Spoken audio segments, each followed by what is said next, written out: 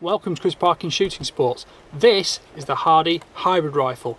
It's a full carbon fibre rifle, carbon fibre barrel, carbon fibre stock, custom bolt action rifle with an integral Picatinny rail and an unusual 5-lug bolt, which still gives a 90-degree lift and an ultra crisp trigger. Stick with me to watch the full review coming up. This is a 243 Winchester, with the rifle is available from 223 up to 338 LAPO Magnum. This is a short action rifle. You would need the longer action for 3006, 338 LAPO Magnum, etc. The bolt heads are also interchangeable.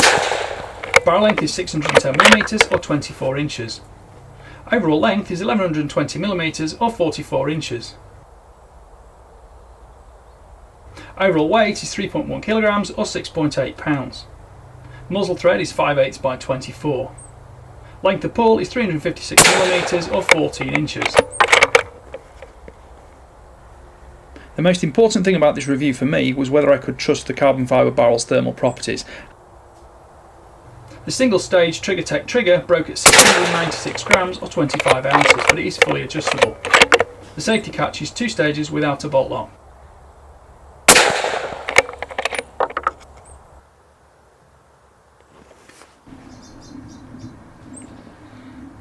When shooting from tripod sticks with a clamp assembly, it was nice with the fact the fore end wasn't compressed. It's stiff and strong and it doesn't affect barrel harmonics, which would change point of impact.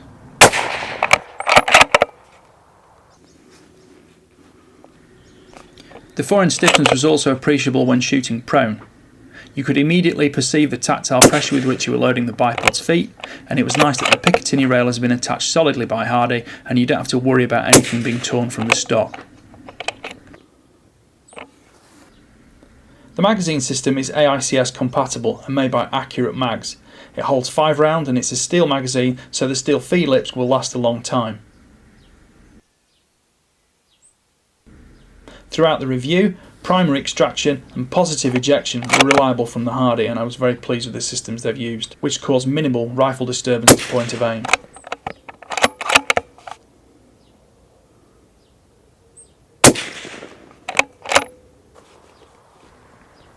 I'm not personally a huge fan of muzzle brakes, but I have to admit Hardy's was very well made and it was also secure in fitting with a lock nut. 243 doesn't really generate a lot of recoil to need to tame, but I imagine on some of the larger calibers and the 300s and 338 you would definitely want a brake, especially on such a light rifle as this. Right, here's part of the honest review process. I have just run out of 75 grain VMAX, which are what I had proven this gun worked extremely nicely with. So I'm going to put 5 rounds of 75 grain SST in the magazine, and I have put the camera back down there. It's got on the left hand side the target I previously shot with the 75 grain VMAX. These are the 75 grain SST. So there are 5 rounds in here. Load the mag, I'm going to shoot 3 rounds into the centre target, and then I'm going to take the barrel out, put the barrel back in with the torque wrench and see how it does. So just check everything's tight, check the mod's tight, and here we go.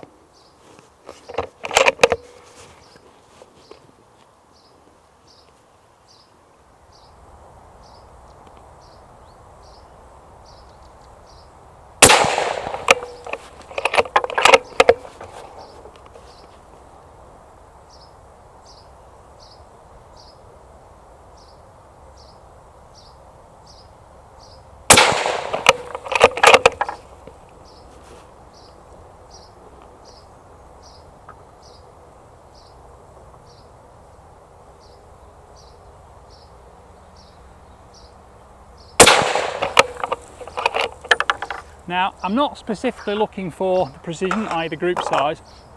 I'm just looking for a mean point of impact shift. It's 23 degrees today, and it's been tricky getting this barrel to, to cool down because it's carbon barrel.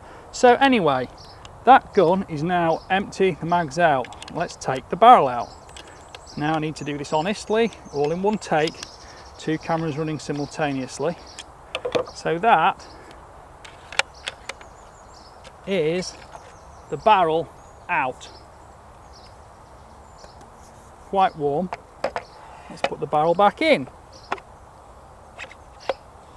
Realign it with the marks. Now the instructions tell me to do the centre bolt first, so nip that up and do the front, and I think it actually then tells me to do them all again with 2 clicks.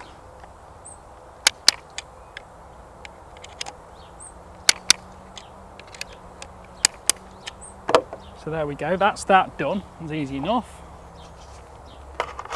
Mag back in, back on target.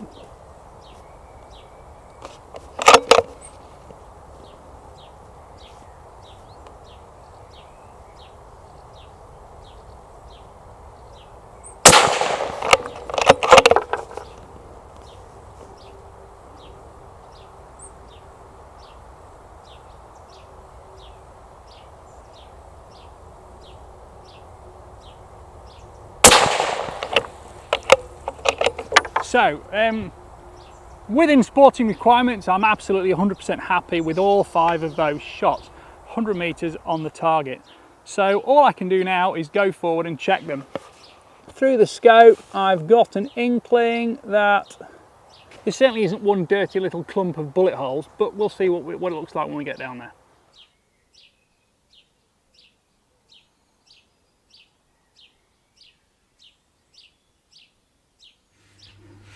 One of the most interesting features about this Hardy rifle is the bolt and the ejection system. Now, Hardy make a claim of the fact that the ejection system, the primary extraction from the chamber, there's actually a tapered ramp across the back of the receiver here. Now, whereas most bolt action rifles have quite a short angular 45-degree slope which clicks the chamber clear just as the bolt handle opens finally, this one actually shows a very smooth transit all the way open to make sure it's pulling that case out very gradually, and that puts a lot less stress on the extractor claw. The other thing you'll notice, which is very much more subtle on here, is that these bolt lugs, there are 5 lugs, they're actually cut as somewhat of a helical taper. So effectively you machine a thread on the bolt and then you cut the sides off, so actually you're effectively screwing the bolt home when you close the action. That gives you very close tolerances on headspace, and it also means that any overall, any cartridges that are slightly overlong will just get squeezed into position. It also has the double effect of, because the action itself closes up more tightly, that you'll notice on pretty much any but the very best bolt action rifles, when you dry fire them, or even when you fire them with the case in, the bolt handle will bounce. Well, just watch this one now. It doesn't move at all, and that is a factor of the very close tolerances that this Hardy is made to. So as well as some of the mechanical features other similar bolt actions just don't have, although this is quite similar to a Remington 700 in sort of basic footprint, it's not. It's different in every way, shape or form, and other than a 90-degree bolt lift, some similarities to the footprint of the action and the same trigger system, it's an entirely different gun. Just to go through some of the most important details now. This carbon wrap barrel is super stable. Thermally speaking, it's the best carbon barrel I've used. This would carry out 10 round strings with no problem at all, and that was on 30-degree air temperature days. That's 30 degrees Celsius, which is very unusual for UK. I am thoroughly happy with the stability of that barrel. I think the barrel off, barrel back on group on paper goes to show just how consistent the Hardy is in return to zero, and this very stiff forend on the stock and also massive free float with a stiff barrel as well gives you absolute stability to any shooting position with no chance of affecting the harmonics. The bipod fit on this Picatinny rail is super stable, and the stock itself is an overall very nice shape. No problems with the magazine system. AITS is very reliable, and the ambidextrous release lever on the front of the trigger guard just down here is super reliable.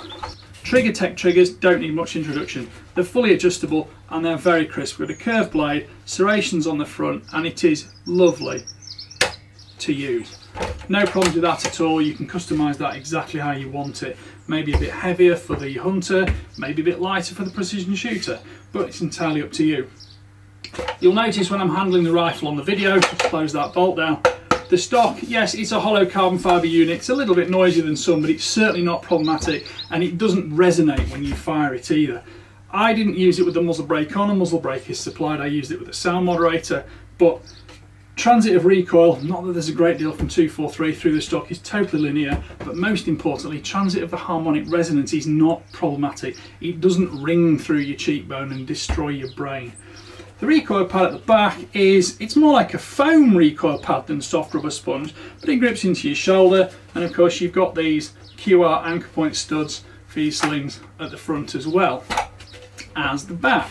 There's loads of space to put your hand under or a supporting bag for precision hold, and it's generally speaking a very pleasant rifle to shoot. Although it's a very expensive rifle, nearly £6,000, it's a very charismatic rifle and it has a great joy of ownership to it. It is the first carbon barrel I would actually trust wholeheartedly, and it's got a great barrel change system on it too. Those 3 accessible Allen bolts on the side do make it very simple, and the tools that are supplied, the torque wrench that is supplied, is a quality item. It doesn't feel like you're twisting on squishy marshmallows. You get click, click, click, or click, click when you're undoing them. There's no messing around with that torque wrench at all. Well, I hope you've enjoyed that review. My style is my style. I didn't shoot millions of rounds through the gun because on a hot day with a carbon barrel and a 243, it's going to take a long time to cool down. But the fundamental factors are I shot 3 or 4 types of ammunition through it, and on 5 round groups, all of them beat the sub MOA benchmark the industry likes to think is the standard. I think with hand-loaded ammunition it would have been even better, and perhaps on a cooler day or with more time from me at the range it would have been better still, but I certainly have no doubts whatsoever about the capability of the rifle and its return to zero. I like the fact that on this 243 Hardy I've used an 8-inch twist barrel. That gives great long-term future capability from a gun which in 6mm cartridge might need a little bit of help on twist rate if we have to change to non-toxic, and we are going to have physically longer, if not necessarily heavier, bullets. The incorporated Picatinny rail makes scope mounting no problem at all, and it's easy to swap back and forward if you want to use the night vision or something like that. Although it's not perhaps a target and precision rifle, because Hardy say themselves that they prefer a steel barrel for a high shot count, visit to the range, and I would agree wholeheartedly, because although this barrel is very stiff and fundamentally accurate, carbon fibre wrapped around steel is intrinsically an insulator, and it does create problems cooling that barrel down. This barrel differs from that slightly in the fact that because it's been very, very well balanced in terms of the relative stiffness of the steel and the carbon fibre, you don't get problems with thermal drift until it gets extremely hot, which is far hotter than you want to be running a barrel anyway. Interestingly, the rifle does show precision rifle looks, but it's actually not unhandy as a hunting rifle, and with just a 3.1 kilogram overall weight, it's not onerous at all to carry, and I actually used it most enjoyably as a precision varminter. You'll notice a few occasions where you do have to get used to the precision of the action, because it does need just that little bit of forward reassurance as you're closing the bolt down. But that is a respect of the fact that the tolerances on this gun are very close. It's not like shutting your garden gate where you just flap the bolt forward and drop it down. This one is a precision unit, and it's beautifully made. Overall finish of the rifle has Cerakote hard anodizing, and of course you've got the finish of the carbon fibre. The stock is a matte finish. You've got a little bit of coloration just to break up the silhouette slightly. You can still see and feel the carbon fibre weave, its warp and weft underneath, and you do get quite a tactile reassurance from the fact that the stock, even when it's damp, doesn't feel slippery. Well, I hope you've enjoyed watching that review. Thank you to Highland Outdoors for sending me this rifle and also the Arc and Scope. And if you want to see more of my reviews, like, subscribe, comment and click the notification bell. It is what keeps you in touch with my weekly uploads. Thank you for watching. Bye for now.